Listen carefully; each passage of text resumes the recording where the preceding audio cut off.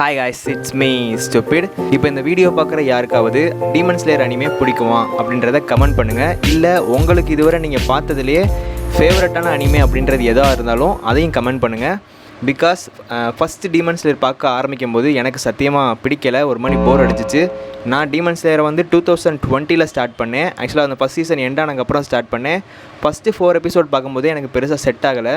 So அப்போயே நான் stop பண்ணிட்டு டீமன் ஸ்லேயர் பார்க்குறதே நிப்பாட்டிட்டேன். ஆனால் அதுக்கடுத்து நான் நிறைய அனிமே பார்த்துருக்கேன். ஊடால ரீல்ஸ்லேயோ இல்லை ஏதோ ஒரு இதில் வரதுலேயுமே டீமன் ஸ்லேயரை பற்றி ஏதாவது வந்தாலுமே பெருசாக ஸ்கிப் பண்ணி விட்டுருவேன். ஸோ டீமன் ஸ்லேயர் வந்து கண்டினியூஸாக எனக்கு பிடிக்காமலே இருந்துச்சு, ஏன்றது தெரில. இப்போ ரீசெண்டாக இந்த இன்ஃபினிட்டி கேஸ்டில் ஆர்க்கோட மூவி வரப்போகுதுன்றதை பற்றி என் ஃப்ரெண்டு ஒரு ஒன்லைன் சொன்னான். ப்ளஸ் இந்த டீமன் ஸ்லேயரோட வில்லனான மூசான் கிபுட்சியோட ஒரு ஒன்லைன் சொன்னான். அது என்னென்னா, அந்த சீசன் 1 கடைசியில் அந்த லோவர் ரேங்க்லாம் கொல்லுவான்ல, அந்த ஒரு ஸ்டோரி சொல்லியிருந்தான். That's why I watch the whole Demon Slayer within 3 days. அதில் பெரும் போகிறதுக்கு ஒன்றும் இல்லைண்ணா. ஸோ அதனால தான் சொல்கிறேன், whoever still not watch demon slayer, that's the worst decision you ever made in your life.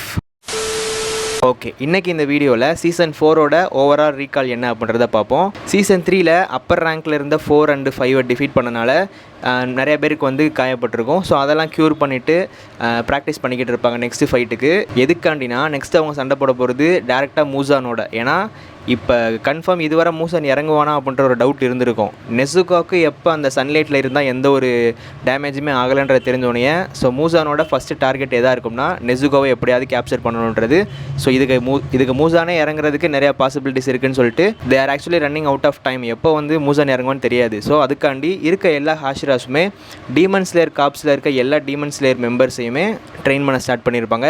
அதோட அந்த டீமன் ஸ்லேயர் காப்ஸோட மாஸ்டரான காகையாக்கு வந்து ஹெல்த் இஷ்யூஸ் வந்து ரொம்ப அதிகமாக இருந்திருக்கும். அவரும் சொல்லியிருப்பாரு மூசான் எப்போ வேணால் வரலாம், ஸோ எல்லாரும் ட்ரைனிங்கை சீக்கிரம் ஸ்டார்ட் பண்ணுங்கன்றதையும் சொல்லியிருப்பாரு. ஸோ இருக்க எல்லா ஹாஷிரோஸுமே அந்த டீமன் ஸ்லேயரில் இருந்த மெம்பர் எல்லாரையுமே ட்ரெயின் பண்ண ஸ்டார்ட் பண்ணியிருப்பாங்க. அதில் கியூ மட்டும் அந்த ஹாஷிரா ட்ரைனிங்கில் பார்ட்டிசிபேட் பண்ணியிருக்க மாட்டான். அதுக்கு ஆக்சுவலாக அவனுக்கு ஒரு பேக் ஸ்டோரி சொல்லியிருப்பாங்க. அவன் ஆக்சுவலாக ஒரு ப்ராப்பரான ஹாஷிராவை மாறி இருக்கவே மாட்டான். ஒரிஜினலாக அங்கே ஹாஷிராவை மாறி இருக்க வேண்டியது ஒரு பர்சனு. ஸோ அவனுக்கு பதிலாக தான் இவன் மாறி இருக்கான்ற பட்சத்தில் அவனுக்குள்ளே வந்து ஒரு குற்ற உணர்ச்சி இருக்கும்.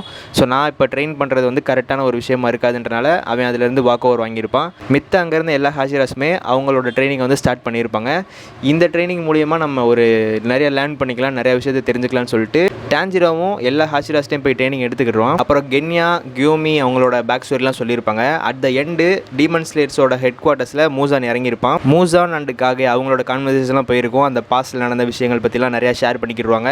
மூசான் வந்ததே அந்த காகையாவை கொண்டுட்டு நெசுகோ எங்கே இருக்கா அப்படின்றத தெரிஞ்சுக்கிட்டு அங்கேருந்து நெசுகாவை கூட்டிகிட்டு போகணும் அப்படின்றது தான். ஆனால் இந்த இடத்துல வந்து காகையா ஒரு சூப்பரான ஒரு பிளான் மேக் பண்ணியிருப்பான். ஆக்சுவலாக இந்த பிளான் வந்து மூசானுக்கே தெரிஞ்சிருக்காது, யாருக்குமே தெரிஞ்சிருக்காது. மூசான் அந்த பிளேஸையே ஃபுல்லாக கொளுத்தி அங்கே இருந்த காகையா ஃபேமிலியை கொல்லலான்னு ஒரு பிளான் போட்டிருப்பான். பட் அதுவே வந்து அவனுக்கு பேக் ஃபயர் மாதிரி இருக்கும். எப்படின்னா, இவன் கன்ஃபார்ம் நம்மளை கொல்ல போகிறான்னு தெரிஞ்ச காகையா வந்து ஆல்ரெடி அந்த இடத்துல பிளாஸ்ட் பண்ணுறதுக்கு சில விஷயங்கள் மேக் பண்ணி வச்சுருப்பாரு. அவங்க ஃபேமிலியவே சாக்ரிஃபைஸ் பண்ணி மூசானை கொல்றதுக்கு ட்ரை பண்ணியிருப்பார். கிட்டத்தட்ட மூசான் பிளாஸ்ட் ஆயிடுவான். பட் அவனோட ரீஜெனரேஷன் பவர் வந்து ரொம்ப குயிக்காக நடக்கும்ன்றனால அந்த விஷயத்துக்குமே ப்ரீ பிளான்டாக ஒரு விஷயம் பண்ணியிருப்பார். அது என்னென்னா, டோமையை வந்து இறக்கி விட்டுருப்பார். நீங்கள் இந்த சீசன் ஸ்டார்ட் ஆகிறப்பயே டோமையோட்ட வந்து காகையாவோட க்ரோ வந்து ஹெல்ப் கேட்டுற மாதிரி காட்டியிருப்பாங்க. ஸோ அதுக்கு அக்செப்ட் பண்ணிட்டு டோமையா இங்கே வந்திருப்பா. டோமையா அங்கே வந்தோடனே அவளோட பிளட் டீமன் ஆர்ட்டை வந்து இறக்கி விட்டுருப்பா. அதில் வந்து மூசான் வந்து ஒரு மாதிரி லாக் ஆகி நின்றுவான். அதுக்கும் மேலே அட்டாக் பண்ணுறதுக்கு டீமன்லேருந்து ஹியூமனாக மாறுற ஒரு மருந்தை கண்டுபிடிச்சிட்டேன் அப்படின்றத அதையுமே மூசானுக்குள்ளே இன்ஜெக்ட் பண்ணியிருப்பா. இப்படி லாக் பண்ணி வச்சுருக்க சுச்சுவேஷனில் கியோமியை வந்து அடிக்கிறதுக்கு இறக்கி விட்டுருப்பாங்க. கியோமியும் மூசானை அடிக்க ட்ரை பண்ணியிருப்பான். பட் அந்த மாஸ்டர் வந்து ஆல்ரெடி சொல்லியிருப்பார், நீங்கள் மூசானை கொல்றதுக்கு ஒரே வழி அவனை சன்லைட்டில் காமிச்சிங்கன்னா மட்டும்தான் அவனை வந்து கொல்ல முடியும். மற்றபடி அவன் கழுத்தை நீங்கள் எத்தனை தடவை அறுத்தாலும் சரி, அவனை எவ்வளோ பீசஸாக நீங்கள் வந்து கட் பண்ணாலும் சரி, அவன் வந்து சாக மாட்டான் அப்படின்றதையும் மென்ஷன் பண்ணியிருப்பாங்க. இப்போ அந்த மாஸ்டர் இருந்த ஹெட் குவார்ட்டர்ஸ் வந்து பிளாஸ்ட் ஆன விஷயம் எல்லா ஹாஷிராஸ்க்கும் தெரிய ஆரம்பிக்கும் எமர்ஜென்சி அலர்ட்டாக. ஸோ எல்லாருமே அந்த மாஸ்டர் இருக்க இடத்துக்கு வருவாங்க.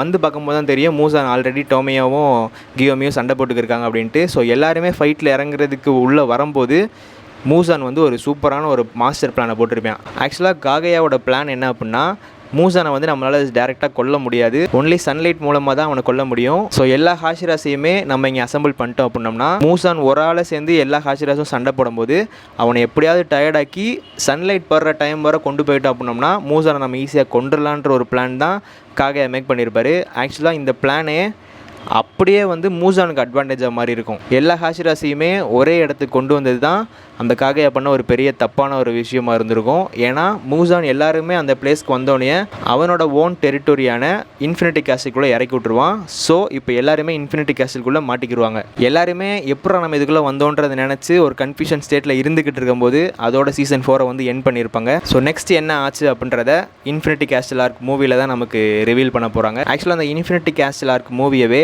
ட்ரையாலஜியாக ரிலீஸ் பண்ண போகிறோன்ற மாதிரி சொல்லியிருக்காங்க. 3 மூவி வரும்ன்ற மாதிரி சொல்லியிருக்காங்க. அதில் ஃபஸ்ட்டு ஒன்று தான் இப்போ செப்டம்பர் 12 வந்து ரிலீஸ் ஆக போகுது. I am so eagerly waiting for this movie. Let's see what's gonna happen. I'll see you in the next video. Until then, peace.